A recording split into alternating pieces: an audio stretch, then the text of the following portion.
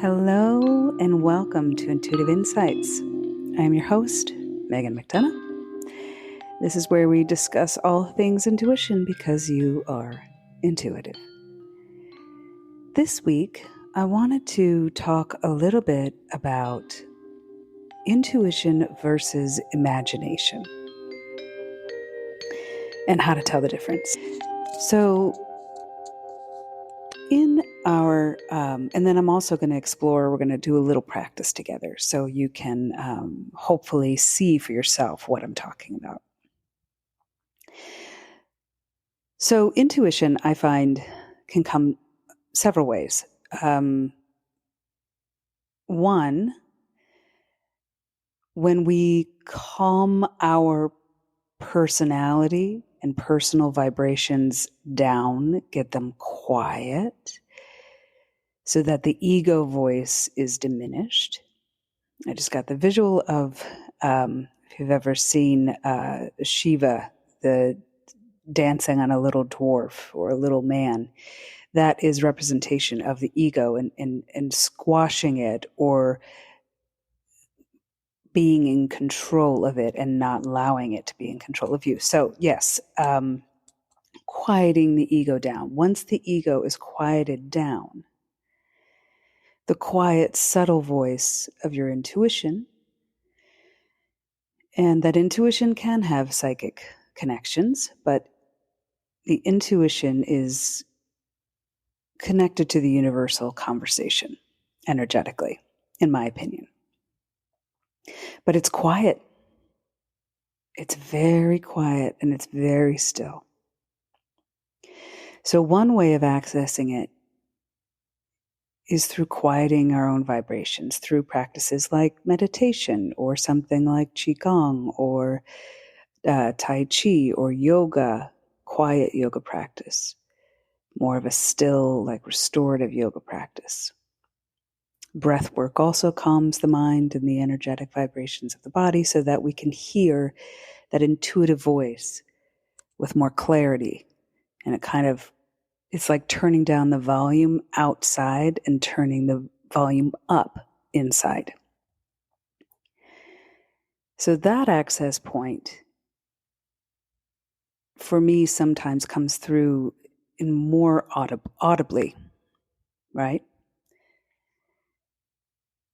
Then there's also a visual way to connect to intuition.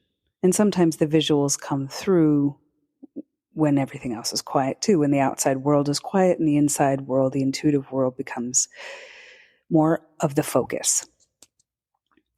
So the other option, another access point to connecting with your intuition, an intuitive voice, is through visualization. And this is a more, I would call like a quick fix, So like a guided visualization, which starts with anchoring the breath, anchoring the body, calming those outside noises down. But then we go on a journey. So it's like inviting the conversation in. Whereas just quieting the mind is just being present and ready for when the conversation begins. This is more requesting the conversation to start or activating it, right? This is all in my experience. So when we go through guided visualizations,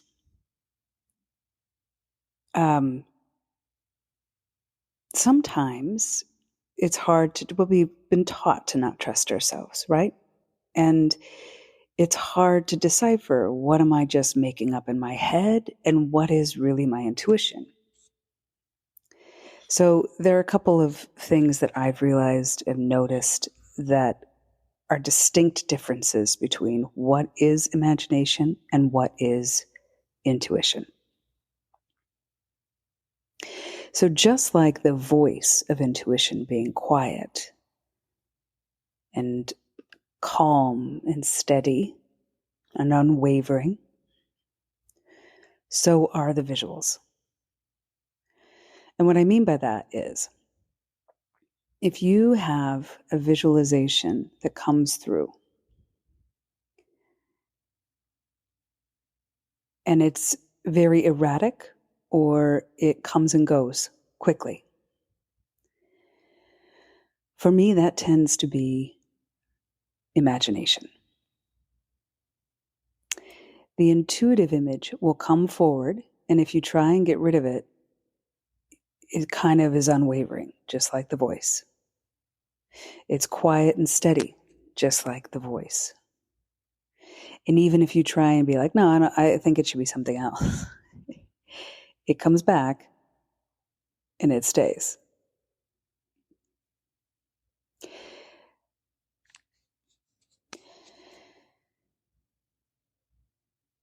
Now, having said that, I've said before and I'll say it again, the intuitive space does not house fear or any of its subfrequencies. And the other thing I wanted to say about this is that thinking also has no place in the intuitive space. It's feeling. And what I call feel, see, feel, hear, feel, and feel know. So when we look at something in the intuitive space, there is no fear, there is no anger, there is no judgment, there is no jealousy, there is no shame, there is no guilt, there is no hatred, and there's no thinking. There's just experiencing, listening, and feeling. So, as an experiment today, I'm going to put your skills to the test and kind of define what is intuition and what is imagination for you. And how do you experience it? How are you in conversation with it? Emotionally, energetically, intuitively. So, when you're ready, find a nice, comfortable position. Seated is preferable. Supported straight spine is preferable. But if you prefer, and if your body prefers to lie down, wonderful. Just make sure that you are as straight as you possibly can. And that just helps the structure of the body, help the organs of the body work at their full capacity. Example, the breath. So, once you're in position, let's start by taking some deep breaths. A good visual for this is inhaling from the tips of the big toe all the way up to the crown of the head. And then from the crown of the head back down, exhaling all the way to the big toe.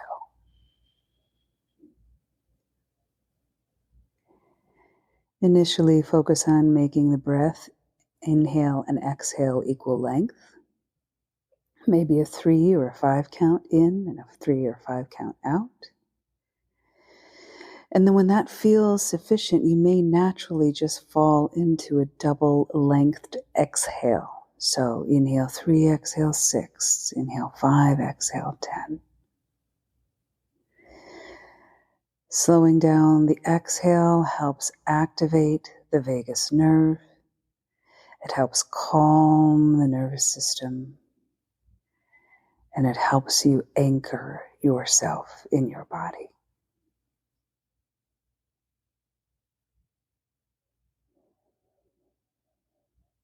Taking a few more breaths.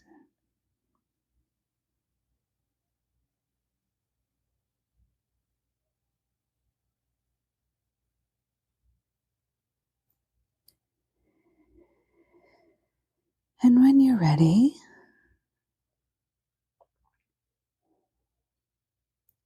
find yourself anchored into the center of the earth. Find yourself anchored into the center of the universe. Feel a torus shape around you that's like a donut shape around you. And just fill it with golden light. Clearing anything in your auric field and further anchoring you into yourself.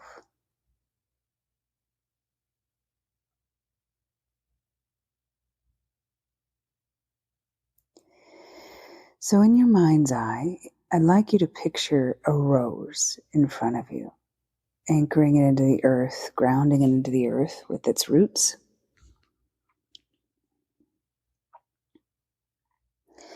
And in this rose, I would like you to ask a question, something that's on your mind, on your heart, and I want you to think the answer and see what the rose does.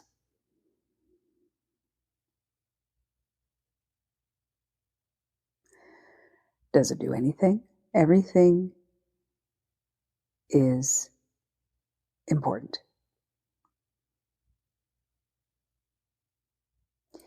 Now I want you to take that rose. We're going to wrap it up in a big ball of light and send it up to the sun and let it just explode into a million little pieces.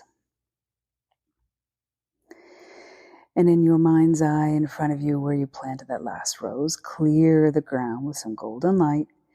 Place a new rose, anchored into the earth. And now I want you to ask that same question, whatever is on your mind or on your heart, and feel the answer and see what the rose does.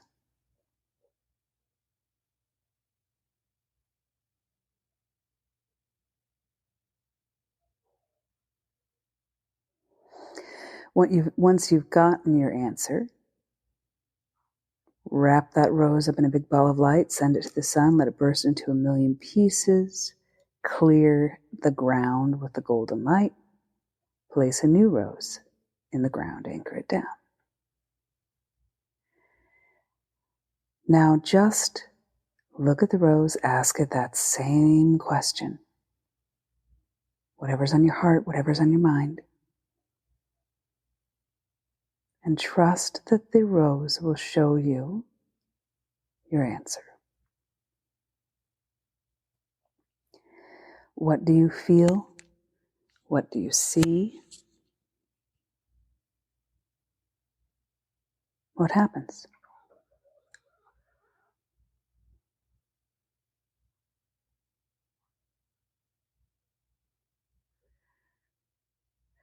Once you have your answer, wrap it up in a big ball of light, send it up to the sun, let it burst into a million pieces, clear the ground with golden light.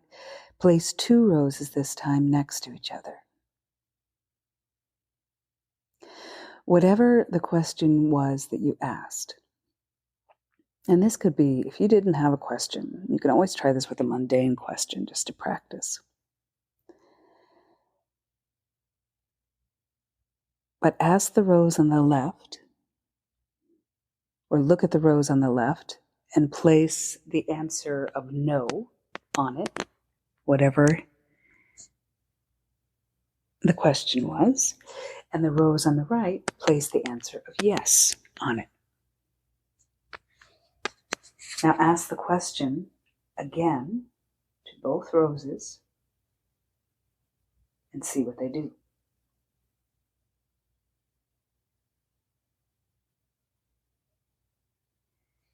Feel your answer. Don't think it. If you think too much, you'll get trapped in thinking. The mind is a trap. See it with your heart. See it with feeling. And listen with your heart.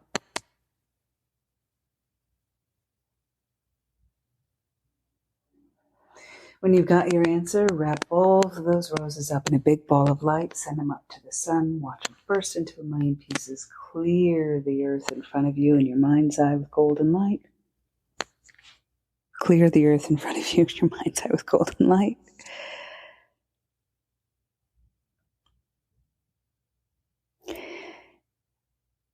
And then just observe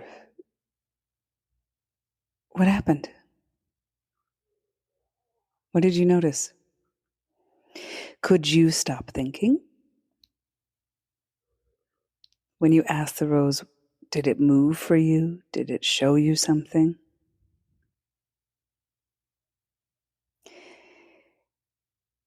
This is a really wonderful way to communicate with your intuitive self and to empower yourself to make decisions that are not fear-based and are coming from you, from your soul self.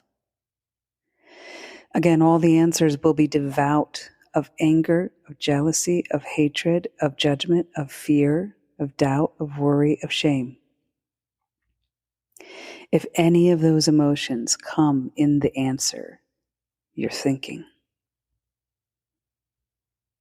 Because the ego is in charge of those emotions.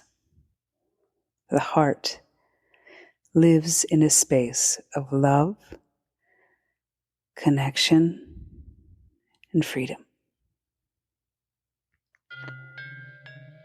All right, I'm very curious to see how this experiment went for you. And if you have any insights to share, please, please, please do. You can share them on Instagram, Facebook, YouTube at Magnetize Your Light, or reach out to me at info@magnetizeyourlight. I'd love to hear from you. All right, I hope you have a magical week. Big buckets of love.